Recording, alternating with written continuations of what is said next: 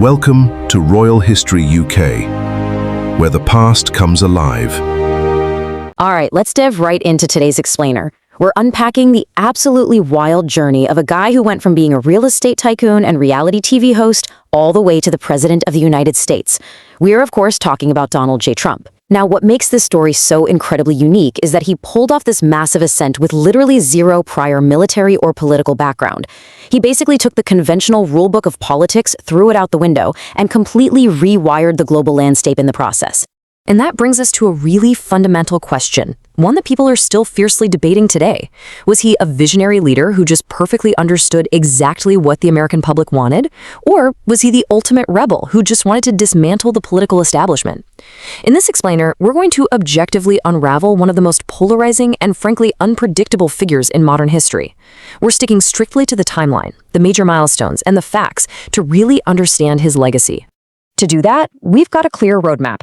We'll start with the Trump phenomenon, move into the real estate empire, look at television and politics, dive into his time as the 45th president, and finally cover the controversies and comeback. So, jumping right into section 1, the Trump phenomenon, an unprecedented rise. That number, 45, it carries a ton of historical weight. Defying basically every established political norm and prediction model out there, Donald Trump became the 45th president of the United States. And he did it without the usual stepping stones, right? No governorship, no Senate seat.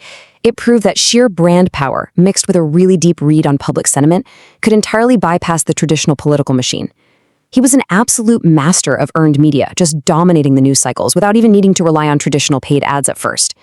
It proved that a massive cultural footprint could actually translate directly into political capital. Moving on to section 2, the real estate empire, from Queens to Manhattan. To really understand how that powerhouse brand was built, you have to go back to the beginning. Born in Queens, New York in 1946, he grew up watching his father, Fred Trump, build a real estate business. Donald was famously ambitious from day one. In 1959, he was sent off to the New York Military Academy to kind of channel all that intense energy.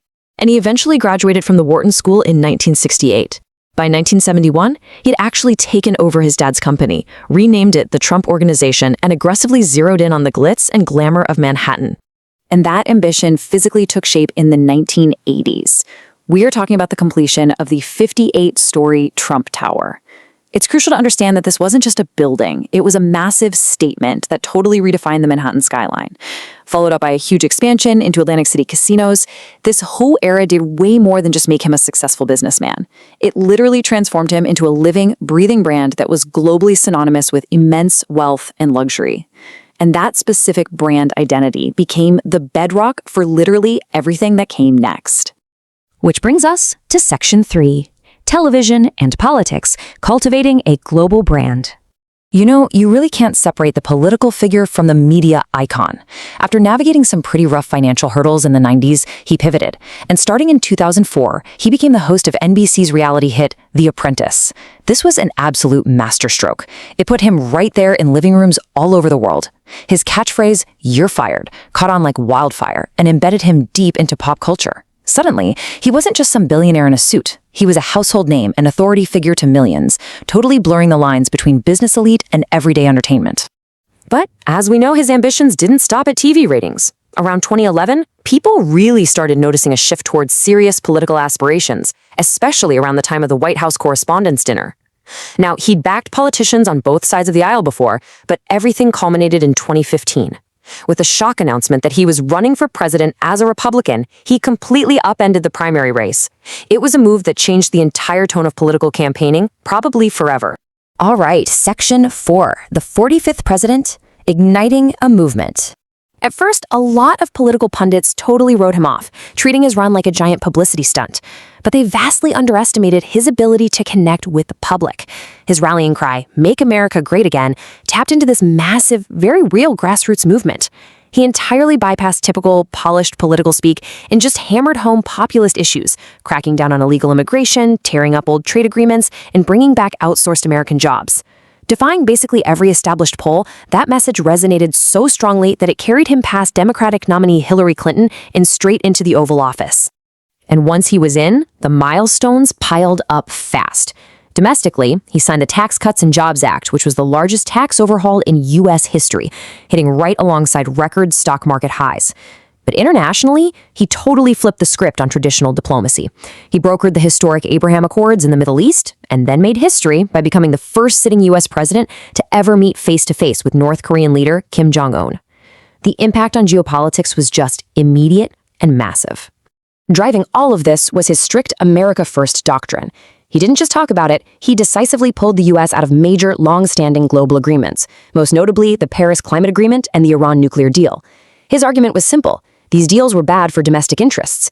It was a really sharp pivot away from globalism, sending a clear message that he was prioritizing national interests above all else, totally redefining America's relationship with its international allies. And finally, Section 5. Controversies and comeback. The tumultuous years. Look, his presidency was literally always in the headlines. Between the completely unfiltered remarks, the heavy reliance on social media, and constant, intense investigations, the news cycle never stopped. He actually became the only U.S. president in history to be impeached twice by the House of Representatives. But, and this is crucial to the story, the Senate ultimately acquitted him on both occasions, which really just highlights how starkly divided the political landscape had become. Then, following his loss to Joe Biden in the 2020 election, the controversy hit a boiling point.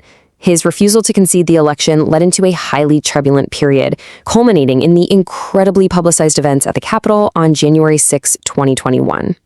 Yet, even out of office and facing what looked like insurmountable pressure, he kept an absolute iron grip on the Republican Party. His base didn't fracture. They remained fiercely loyal and highly energized. And it was exactly that unwavering loyalty that set the stage for 2024. Pushing through a mountain of unprecedented legal battles, constant courtroom appearances, and massive political roadblocks, he simply refused to step back. Against immense odds, he executed one of the most astonishing political comebacks in global history, reclaiming his spot on the world stage and proving that the movement he built was incredibly resilient. So, what does this all mean? The story of Donald Trump perfectly illustrates how wealth, media savvy, and raw public sentiment can literally reshape history, and it leaves us with two incredibly passionate, wildly contrasting perspectives. To his supporters, he is the ultimate champion of American greatness, a guy who fought the entrenched establishment to put the country first. But to his critics, he is seen as a dangerous disruptor of democratic norms and global stability. Which leaves us with a pretty heavy question for you to chew on. When the history books are finally written, how will his time on the global stage actually be remembered? Is he one of the most impactful presidents we've ever seen, or simply the most controversial? Thank you so much for joining me to unpack this crazy journey. Keep questioning the facts, and I will catch you in the next explainer.